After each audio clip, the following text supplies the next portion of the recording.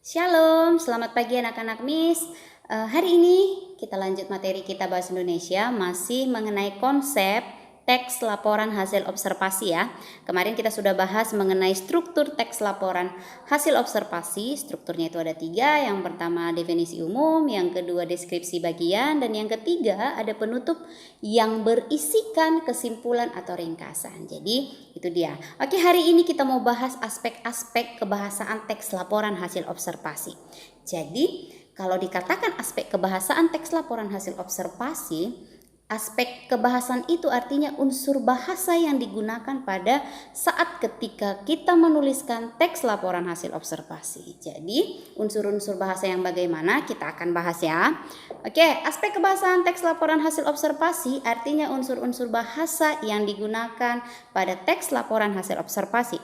Adapun aspek kebahasaan pada teks LHO yaitu yang pertama, penggunaan kalimat definisi. Yang kedua, penggunaan kalimat klasifikasi.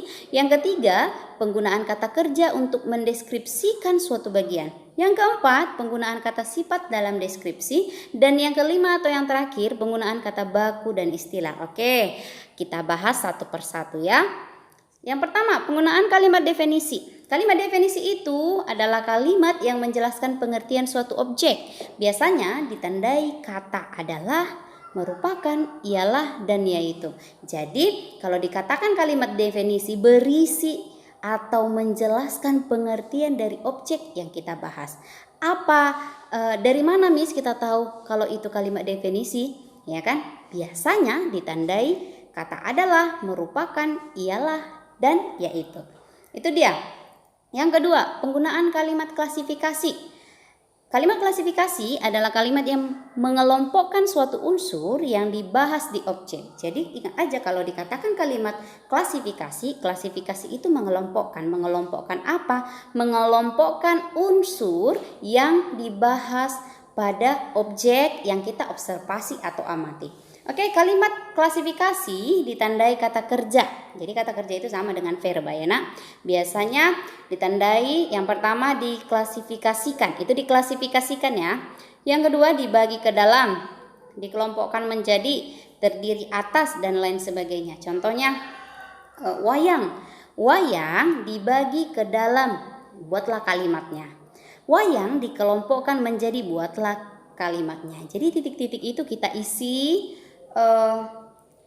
kalimat ya kan, jadi yang mengklasifikasikan itu. Jadi kalau kita mau buat teks laporan hasil observasi, kita mau mengelompokkan sesuatu hal ya kan, kita bisa menggunakan penandaan kata kerja. Kata kerja yang bagaimana Miss? Boleh diklasifikasikan, boleh dibagi ke dalam, boleh dikelompokkan menjadi, bisa terdiri atas ya kan. Itu dia ya. Oke, yang ketiga, penggunaan kata kerja untuk mendeskripsikan suatu bagian. Kita bahas dulu. Kalimat deskripsi adalah kalimat yang menggambarkan ciri-ciri objek. Ya kan? Jadi kalau kalimat deskripsi, ya dia menggambarkan. Sama dengan kemarin kita bahas mengenai bab pertama teks deskripsi. Teks itu yang menggambarkan atau menjelaskan suatu objek. Itu dia. Jadi penggunaan kata kerja atau verba itu tadi harus menggambarkan fisik, ya kan, suatu objek yang dibahas, meliputi apa yang dilihat oleh si pengamat atau apa yang diobservasi oleh si pengamat. Oke. Yang keempat, penggunaan kata sifat dalam deskripsi.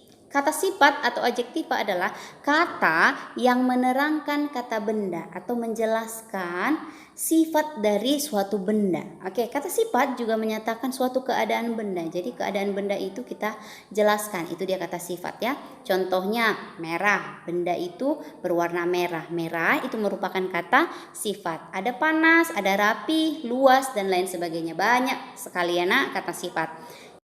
Oke, yang terakhir atau yang kelima nak, penggunaan kata baku dan istilah. Oke, mungkin kalau kata baku tidak asing lagi bagi kita ya. Mungkin penerapannya susah di kehidupan kita sehari-hari. Jadi kata baku itu nak adalah kata yang sesuai dengan Kamus Besar Bahasa Indonesia atau sering disebut KBBI. Contohnya apotek. Yang benar itu apotek, bukan apotik. Yang benar itu nasihat, bukan nasehat. Yang benar itu praktik, bukan praktek. Dan banyak lagi contoh dari kata baku. Kalian bisa lihat juga contohnya ada di buku paket ya.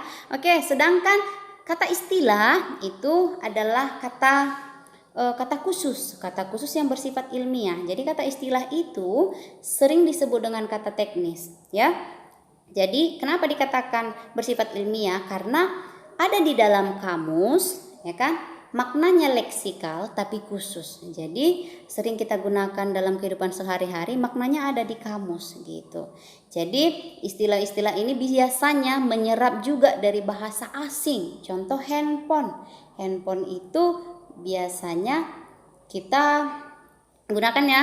Kita tahu itu handphone, tapi sering kita gunakan dalam kehidupan sehari handphone. Oh, handphone itu apa? Alat komunikasi. Kita tahu artinya gitu. Jadi penyerapannya dari bahasa asing. Oke. Wifi, ada termos, ada oriza sativa. Ini penyerapan dari bahasa asing atau bahasa Latin dari padi ya. Ada blender, ada apa lagi Miss? Contoh ada operasi, ada Microsoft, ada banyak. Jadi kalau dikatakan dia kata istilah ini lebih ke kata khusus, ya kan, yang menyerap dari bahasa asing. Itu dia mengenai kata teknis ya. Oke, itu pemaparan materi mengenai aspek kebahasaan teks laporan hasil observasi hari ini. Jika ada pertanyaan terkait materi yang Miss sudah jelaskan atau paparkan, ya kan? Jika ada yang ingin ditanyakan, boleh tanyakan langsung sama Miss di bagian mana kamu yang kurang paham. Jadi pahami materinya ya, dan catat ke buku catatannya dan perhatikan bagian mana yang kamu kurang mengerti ya. Jadi boleh ditanyakan langsung sama Miss. Jadi selamat belajar dan tetap jaga kesehatan. Shalom.